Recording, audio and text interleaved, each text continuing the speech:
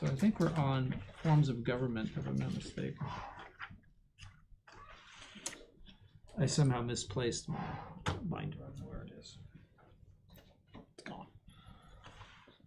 So, various forms of government in general. The general division of the political regime.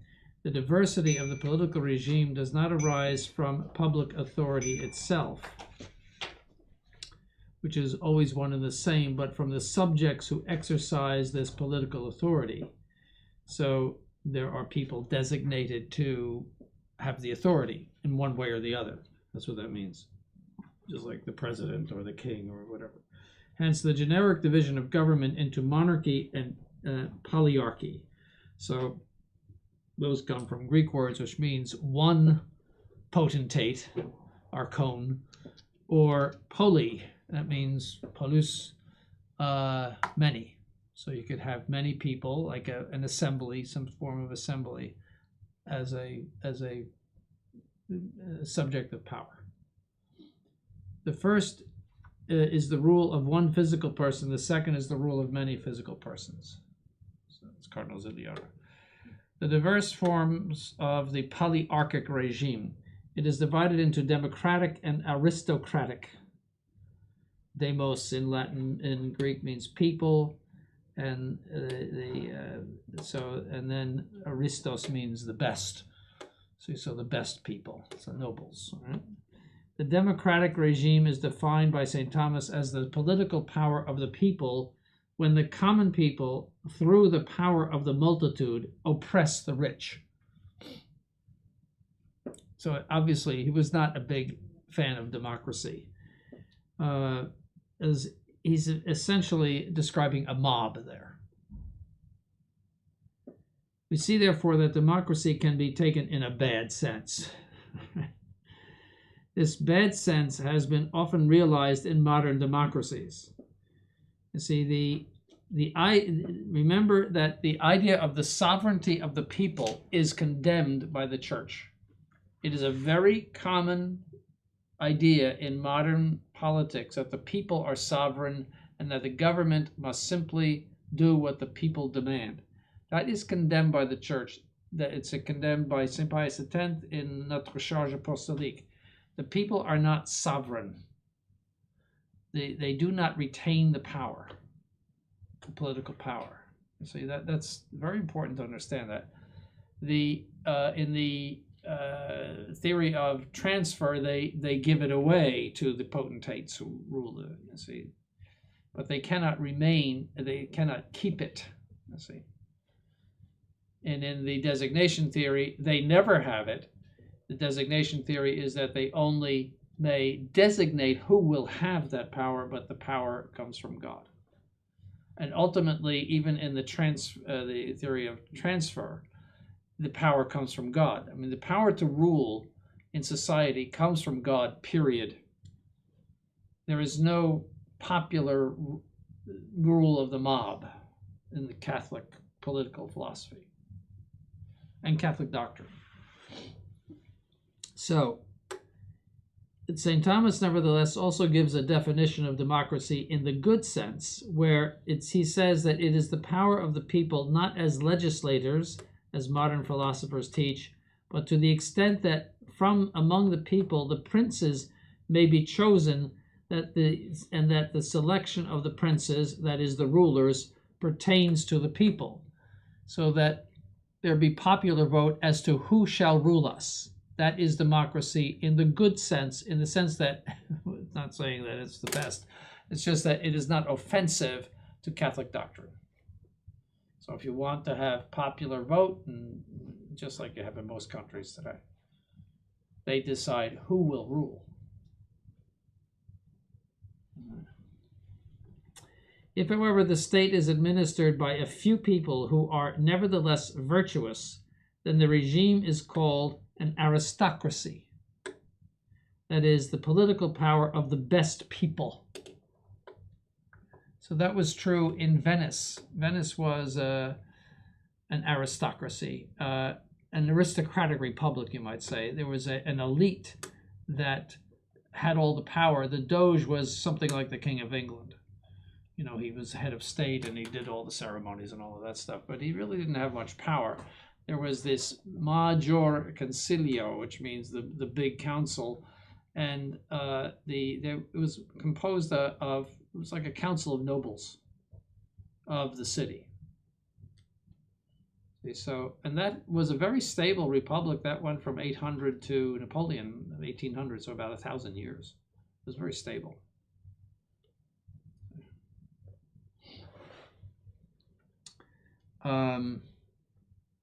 If, however, the state is administered by, okay, we said that, by a few people who are nevertheless virtuous, then it is aristocracy. For this reason, they are called optimates, optimates. The abuse of this regime is called an oligarchy. Oligos in Greek means a few. All right, so a few people ruling, which is the domination of the rich, and occurs when the rich, because of their money, oppress the common people. Aristotle says that republics always degenerate into oligarchies. And that is that you have essentially a swamp. In other words, you have these unknown people who are really pulling all of the strings in the government, and then there's somebody at the top that looks like he's governing, but he really isn't. That's what Aristotle says. He's not real a good Republican either. This differs from tyranny only because of the number of oppressors. The monarchical form of government. The monarchical form regime is divided in 2 ways according to its origin, and in 3 ways according to its form or exercise. With regard to origin, it is either hereditary or elective. So most of the historical monarchies were hereditary, but one which was elective was the Holy Roman Empire. So you had the electors of the empire. So that was hereditary. So you would be the Duke of Saxony or something like that, and the elector of Hesse, for example. Hesse is Frankfurt, the area around Frankfurt in Germany. That's over by the Rhine, and he was the one that for whom Luther approved polygamy. Go ahead. So that was the elector of Hesse. So they came together and elected the emperor. So that, and actually France toyed with an elective. That means they considered it in the Middle Ages an elected king. Probably not by popular election, but probably by nobles or something like that. Most farmers and whatnot couldn't even read or write, so they wouldn't know who was who. But they decided on hereditary. But they almost had an elected monarchy, the French.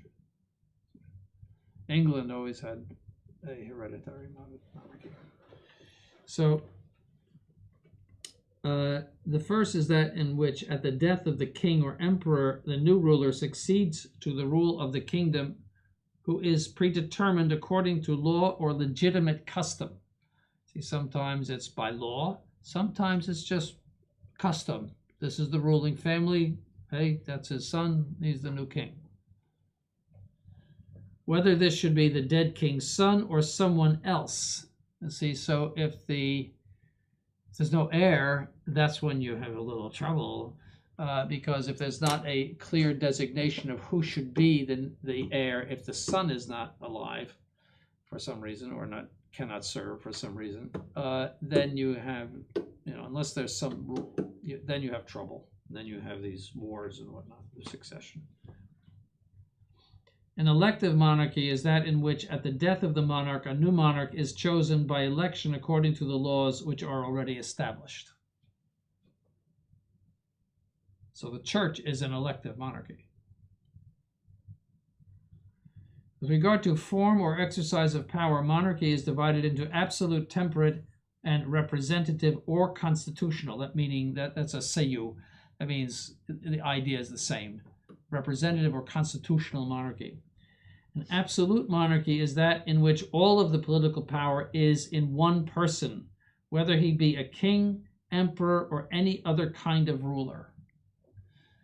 So, for example, in practice, the Roman emperors, that is Augustus on right down to the end, were absolutes in practice because there was a Senate, but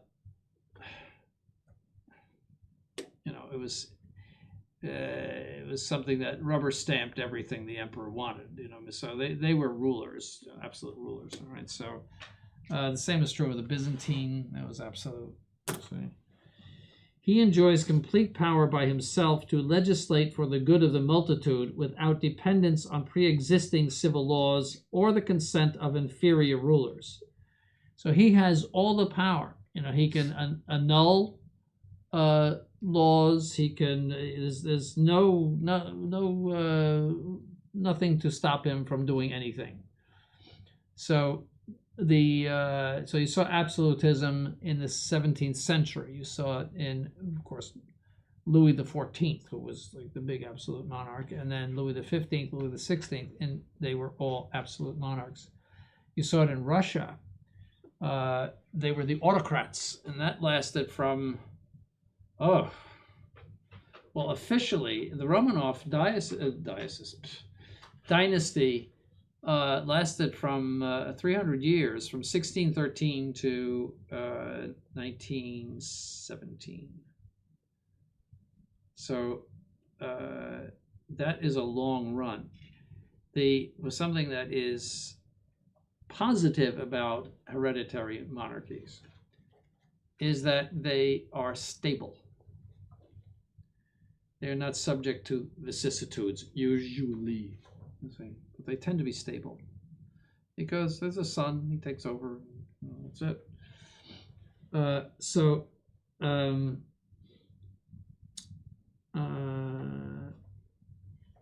that's the absolute.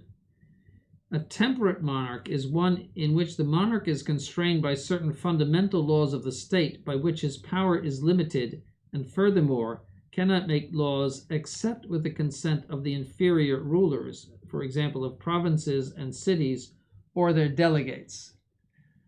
See, so he has the supreme power, but it is limited, because he can't do absolutely anything he wants because there is a pre-existing fundamental law.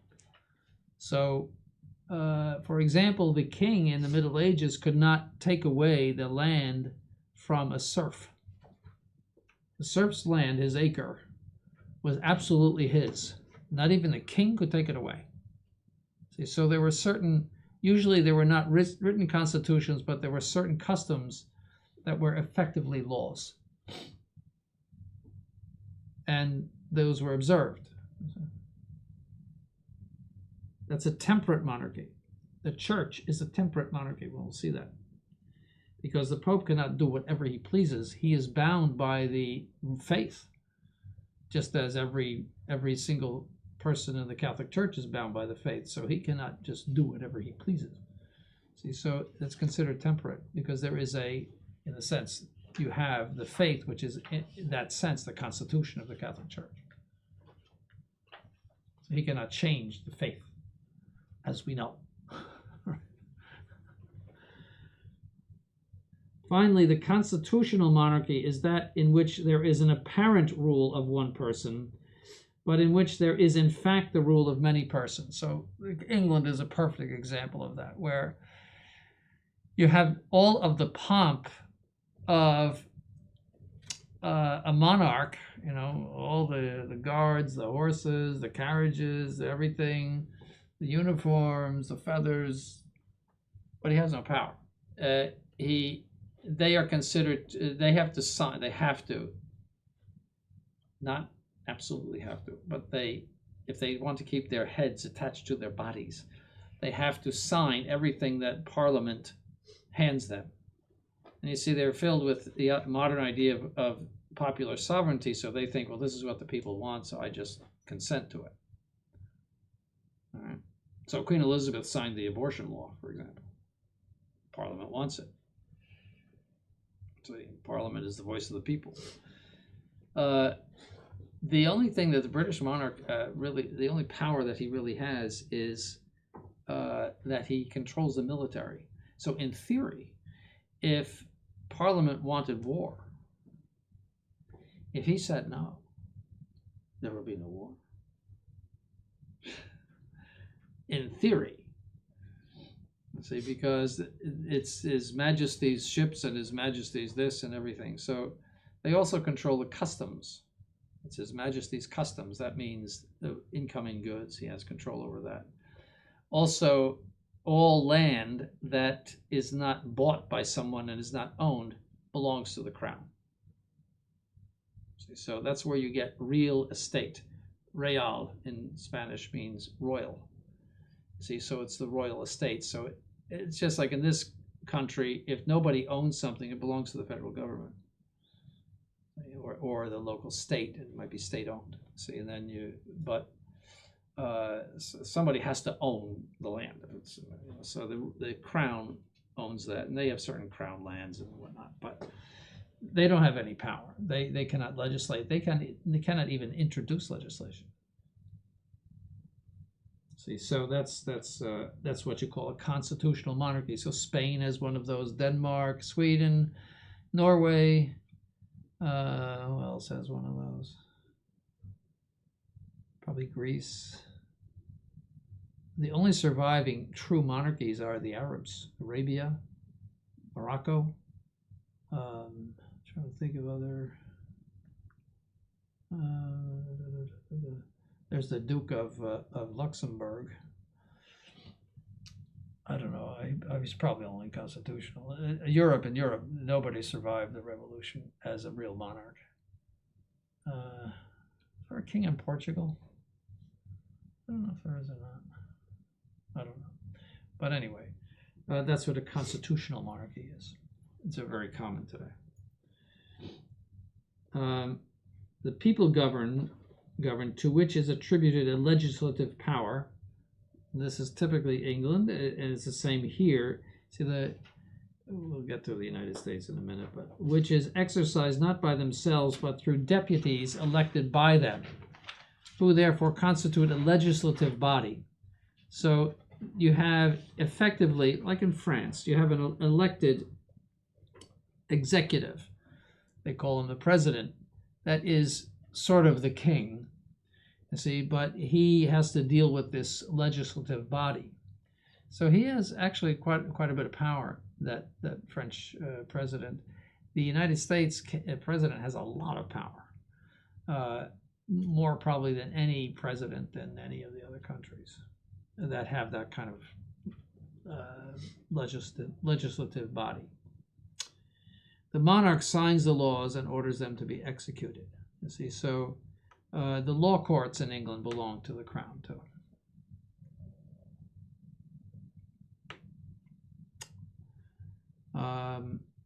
Now the Belgian monarch resigned for a day so as not to sign the abortion law. I don't know if you know that. And Bergoglio wants to canonize him because he did that. Then the next day he became the king again.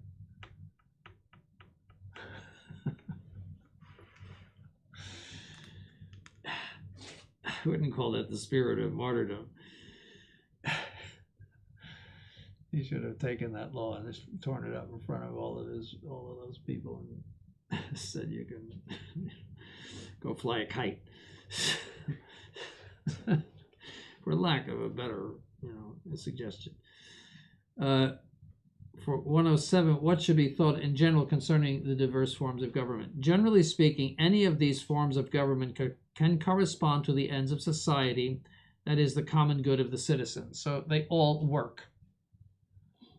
For the state, government depends more in practice on the wisdom and moral rectitude of the persons than on the form of government, and that's true. Form of government is just like the machinery. What really is important is the virtues of the people governing, as we know. Where the rulers are wise and decent, they are able to supply for anything in the form of government which is harsh or abnormal. On the other hand, there is absolutely nothing that can be hoped for, even if the wisest laws are in vigor, if foolish and dishonest men possess the political power, as we know, no matter whether they are many, few, or only one. See, so in a certain way, it doesn't matter. In that sense, it doesn't matter. You can have good government in any of these systems if the people governing are good. And vice versa, the system is not going to save bad people. In other words, it is not going to give you good government from bad people. That was the hope of the founding fathers in this country, that the checks and balances business, which was suggested by that creep Montesquieu in the 18th century, which is ridiculous, but they thought that the checks and balances would preserve government from going astray. It didn't. You cannot overcome the vice of people by any kind of system.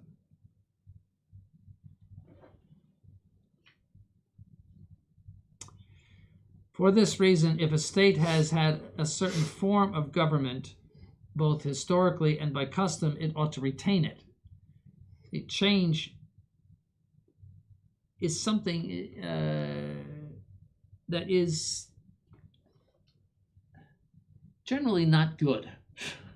In other words, don't, as they say in the American South, if it ain't broke, don't fix it. In other words, if something is running fine, if some machine is doing fine and everything, don't take it apart and try to make it better. Just let it be. A bishop wrote that to Pius XII in the late 1950s, because there was one change after another. I think there was 1955, and there was 57 and 58 changes one after another in the liturgy, the breviary. And he wrote to Pius XII and said, this is very disruptive to the general good of the church to make these constant changes. It is, especially in law like that. I mean, the ship should move very slowly and carefully and without disruption. That makes for peace. But when you're constantly changing laws, it makes for a very unsettling situation. So, consequently, it is absolutely illicit for private citizens, either through conspiracy or through open treason, to change or attack the established form of government in any state. So revolution is condemned in Catholic political philosophy. It is also condemned in the general practice of the church. As the French Revolution was condemned by Pius VI. Gregory XIII, as I may have mentioned before, would not support the Polish Revolution against the Tsar Nicholas I in the 1830s, nor would he support the Belgian Revolution against the Protestants in Holland in the 1820s, 30s. The church does not get involved in revolutions. So in the practice, it wouldn't get involved in the Mexican Revolution either in the 1920s. It just stays out of it, which is indicative that there is a small group of people has no right and no, I would just say, anointing from the general populace to rise up and change the form of government. That's not the way it is done. A change in form of government must be done very legally, by popular vote, perhaps, to go from monarchy to republic. But a group of conspirators has no power to do that. So that's typical of the French Revolution.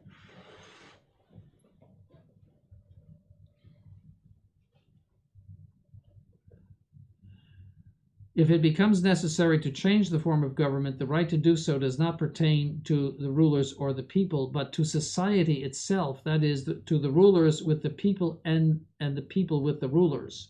In other words, it has to be done together with the rulers and the people. So, for example, to, let's say, if the only issue in the French Revolution was to change the monarchy from an absolute to a temperate, well, if the king said okay and some sort of mechanism of the people said okay, that would be the way to change the monarchy. So, which probably would have been a good idea. But and Louis XVI was not against that. He was not. He saw a certain need of reform in the French government, but they turned it into a revolt against the church and everything sacred in France, and just disgusting. So the representative form of government, we're going to look at each of these.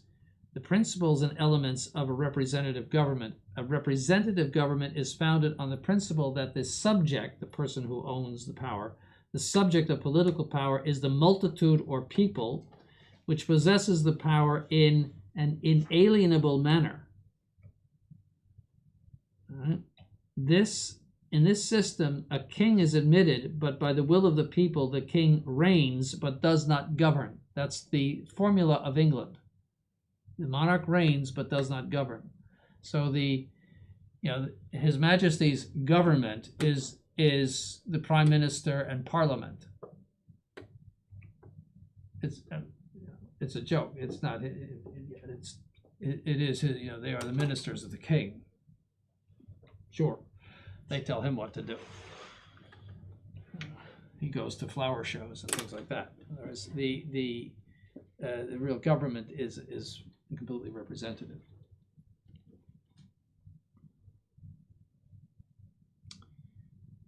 All right.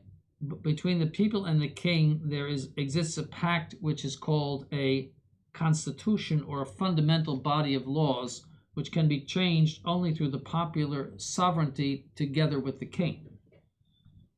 People in this system, by means of electing persons to whom they delegate their own legislative power, in order that they establish laws in the name of and with the power of the people, which has been confided to them. See, so they govern through their elected representatives. So the idea is that they retain the power. These persons, in other words, the people retain the power. These persons constitute the Chamber of Deputies. See, you're deputed by the people. You're a representative of the people. That is not strictly speaking, what we call the Republican form of government, where they are designated to be legislators and do not answer necessarily to the will of the people. So it's a little different, and that was the way this country was set up. This country was not set up as a democracy, but as a republic. Or the legislative body. The king, for his part, selects another body, which is called the Senate, or House of Lords, or whatever you want to call it, which is meant to temper the popular power of the Chamber of Deputies. In the system of which we speak, the Senate is not required. So the House of Lords became something of a joke, and I don't know what they've done with it. I think it still exists, but I don't know who's there. The Senate is not a joke, and this country is very powerful. And it was created, if you read the documents of the time, to imitate the House of Lords. In other words, the double house, the double chamber government. See, so it was meant to be, that's why they have 6 years, and they originally were appointed by the governors of the states. They were not popularly elected, so they were meant to be a type of aristocracy, but then they became, for example, I think, because Vance has to resign as senator, the governor of Ohio has to appoint a senator. It still exists. And the governor of Florida has to appoint someone to replace Rubio if he gets the job of Secretary of State. See, so that exists to this day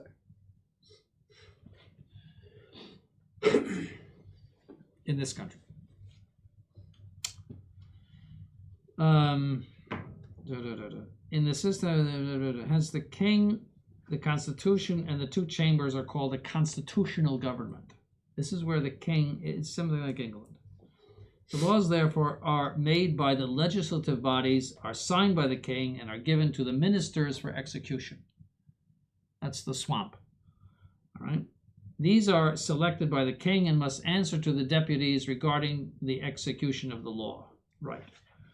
The ministers can be rejected by the deputies by denying to them a vote of confidence. So this is how England works.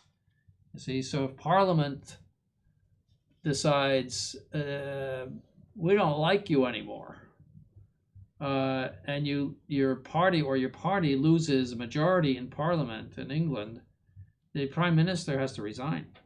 All of his power is really representing the party in power. That's why he's Prime Minister. You saw that the same is true of Macron. France is the same thing. If the assembly does not support the monarch or whoever the president, then he's finished. So he had to shift some things around in order to retain his power. And what happened to Trudeau? He has officially resigned, but not effective yet. Okay, well, that's interesting. But did he lose power in the? I don't know how Canada works. Is it the English system? I think he was just disgraced and pressured to resign, and eventually he gave in to that pressure. I see. I think we do have the same vote of confidence, but for whatever reason, maybe it wasn't the right time for it. It wasn't actually put into practice this time. And I don't know how Australia works. Probably the British system. Probably. We do not have the vote of confidence business where you can have the floor fall out from under you if things don't go your way. No, you have to be, you serve your term. The only way they can get rid of you is through impeachment. So, so the laws, therefore, they are select, and so they deny a vote of confidence. So if the king in such a case is required to select ministers from the prevailing political party. To the king is conceded the power of dismissing the Chamber of Deputies and of summoning the people to a new election of deputies. So the king does have the power to dissolve Parliament. That means not to get rid of the institution of Parliament, but to say, you're all of you go home, we're going to have elections. He has the power to do that. And I think he has the power still to do that in Canada, I think. And I think he has the power to do that in Australia. I know Queen Elizabeth dissolved the Australian Parliament at one point or other in her reign. It just means we need to clean house. That doesn't mean, it sounds terrible to dissolve it, but no. It just means clean house and have new elections. That's what they want to do in France. But as I said, Macron is blocking it. France has a very complicated system. And so that's what happens. So in order that the execution of the laws be properly carried out, however, the army is subjected to the ministers and to the king. So it's the king has control in England of the in order that there be an equilibrium, however, and in order to avoid abuses, there exists a police force which comes under popular control. There is also a judicial power which is subject to the same laws of equilibrium. As I said, in England, the judicial power belongs to the king. There are some judges by law and other judges de facto, which are called jurors. So if you sit on a jury, you really get to decide the guilt or innocence of the person that is up for conviction. Finally, in order that the people exercise its power over the ministers and the deputies, the power is given to the people to write against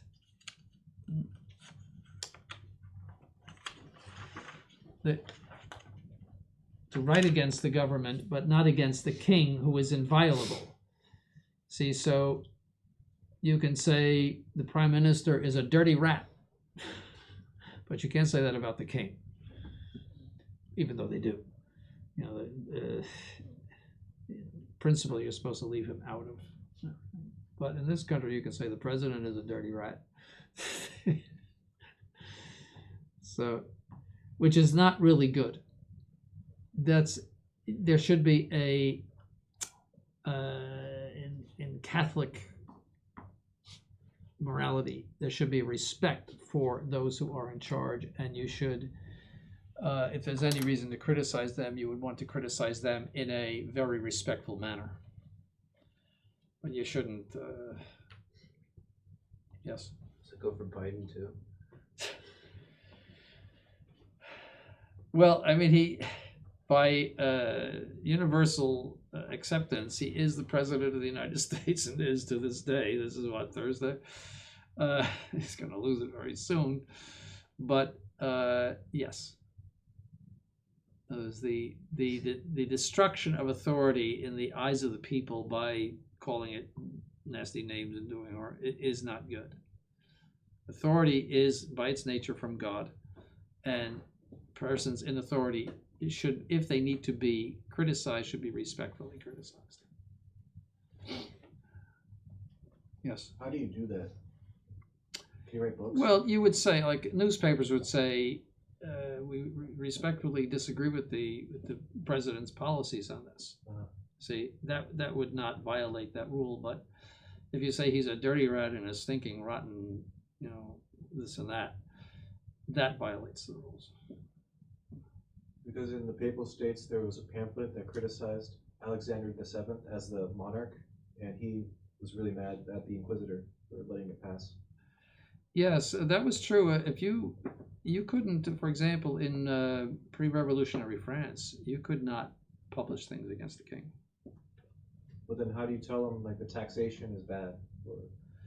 Well, you go through ministers and various people who are close to him, and there were paths to get to the king, but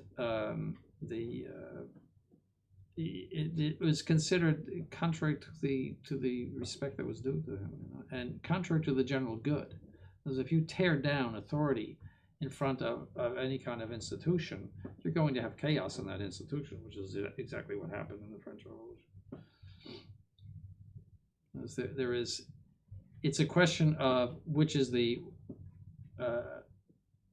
worse. In other words, say bad government or chaos.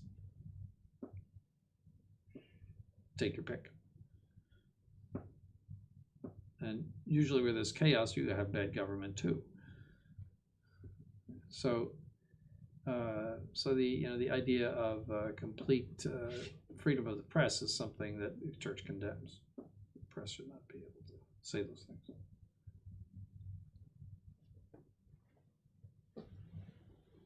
Freedom of speech, freedom of the press, and freedom of religion are all condemned by the Catholic Church.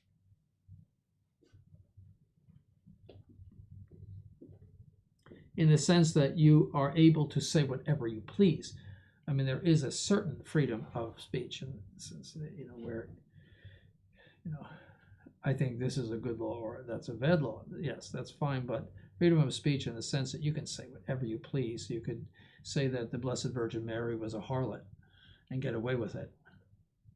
That's freedom of speech in the sense that there's absolutely no containment at all. That is condemned. And the same thing with the press. Pornography was permitted by the Supreme Court in the early 1960s because of freedom of the press. It used to be you couldn't get it. Freedom of the press, freedom of expression. See, so that is all condemned. There's a law for everything in life. There's a morality for every single thing. Nothing is free in that sense. Free as a bird.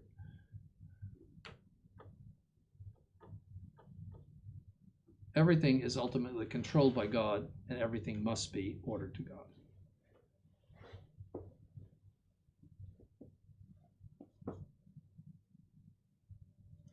For he is not responsible for what his government or ministers do. Why not? We can't can them? Can means fire them, get rid of them. If they're ministers, it would seem that you could can them, would seem to me,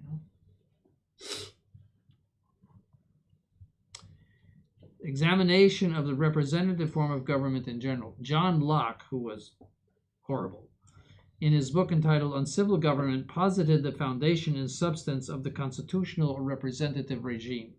Thomas Jefferson was an avid student of John Locke. He wrote the Declaration of Independence and contributed a great deal to the Constitution.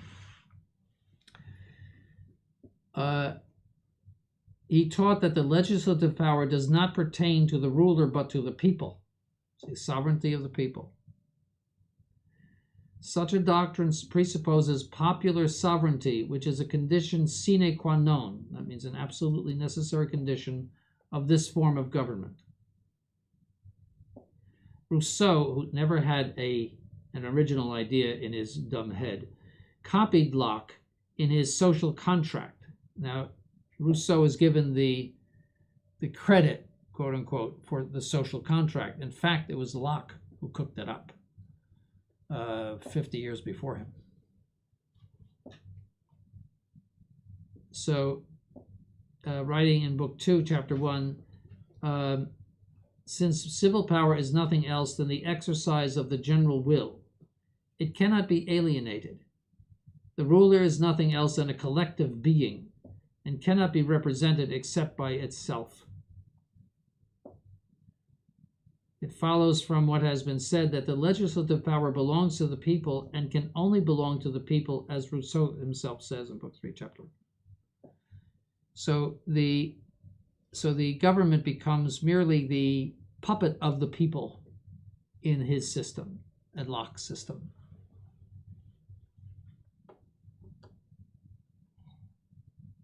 And the people retain their sovereignty. That's condemned. The representative form of government is the most imperfect of all. In any form of government, four things must be considered. 1, its constitutive elements. 2, the legislative power. 3, the executive power. 4, the judicial power. But these four things are contained in a most imperfect manner in the representative form of government. Therefore, the representative form of government is the most imperfect of all. Which doesn't say much for the modern world and the modern political atmosphere. That has the worst form of government. It's like having the worst car that was ever produced. Proof of the minor. With regard to the constitutive elements, where many elements come together to form a compositum, which happens in a society, it is necessary to avoid the collision of the parts as much as possible, so that the parts coexist peacefully and harmoniously. So whenever anything is composed, like a car or a machine, all the parts have to work very nicely. Otherwise, you have problems. Otherwise, the plane crashes. Right. Otherwise, through the collision of parts, either the entire thing collapses or it exists, but with violence. In other words, it's constant people pulling on either side, etc. There's strife. But a collision of this type is intimately in the nature of the representative form of government. On the one hand, the king reigns, but on the other hand, the people rule, which of course makes no sense. Each retains his own authority, and each is supreme. Consequently, there are frequent collisions and disturbances of the civil peace and the desolation of the kingdom itself. For every kingdom divided against itself shall be laid waste. So you see the general chaos of representative form of government. You saw it in the elections of 2020. I mean, all the doubt and everything about even the election itself. And a representative form of government is especially bad in a large country. Especially bad.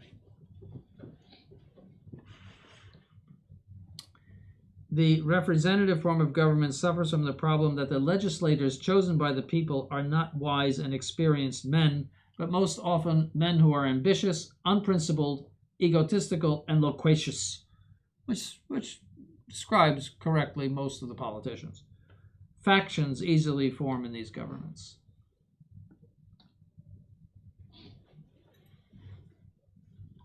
All right.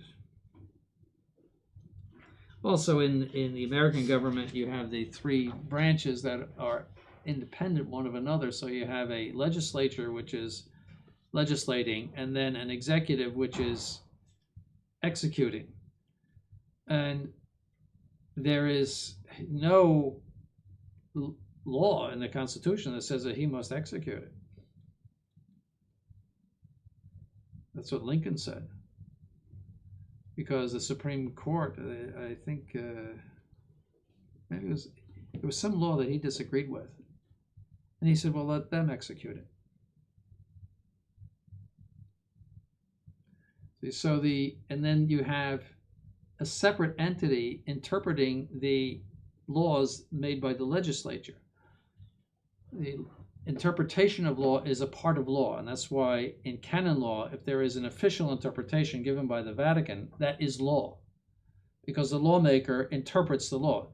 Interpretation simply means to determine what the sense of the law is, or you interpret sacred scripture. What is the sense of this? What is the author trying to say?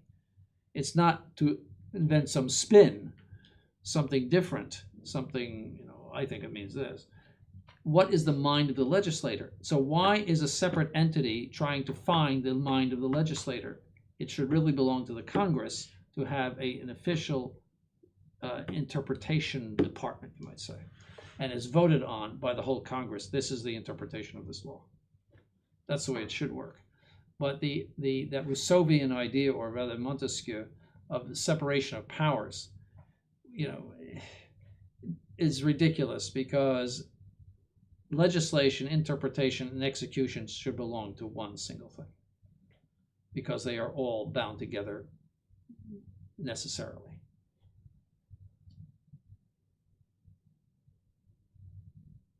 A law is useless if it is not executed. It's just a piece of paper.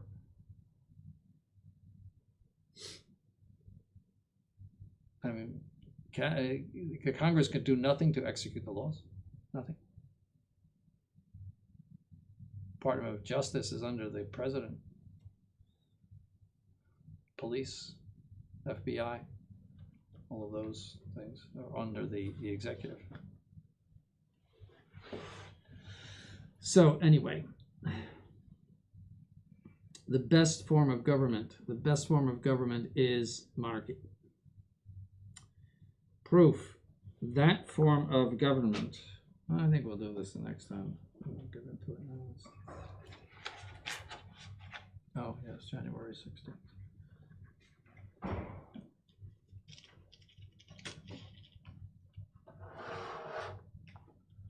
Okay.